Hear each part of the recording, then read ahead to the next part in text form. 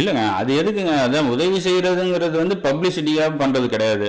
அது வந்து அவர் உண்மையாலுமே ஒரு உதவி அப்படின்னு தெரிஞ்சு செய்யறாரு. ஸோ இப்போ பாருங்க, இப்போ ஒரு எக்ஸாம்பிள் நான் ஒரு இன்சிடென்ட் சொல்றேன். என் கூட வந்து இன்னொரு இயக்குனர் ஒர்க் பண்ணார், ஒரு ஆடம் தாஸ் அப்படின்னு. அவரில் பாம்பு சட்டையோட இயக்குனர். அவர் போய் இன்விடேஷன் கொடுத்தப்ப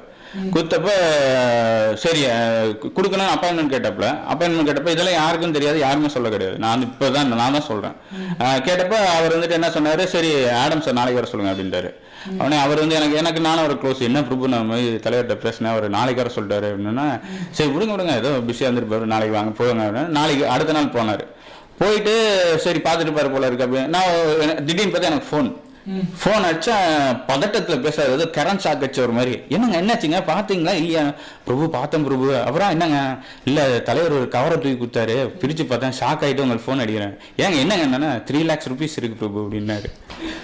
என்னங்க விளையாடுங்க என்ஜாய் பண்ணுங்க. என்ன அவர் ஆக்சுவலாக அவர் மேரேஜ் அவ்வளோ செட்டப் எல்லாம் பண்ணால் அவர் கொஞ்சம் பேக்ரவுண்ட் இல்லை அப்படின்றப்போ இது கரெக்டாக செய்கிறாரு. இவனுக்கு வந்து உதவி செய்யணும், தேவைப்படும், இவனுக்கு ஹெல்ப் பண்ணணும் பண்ணுறாரு.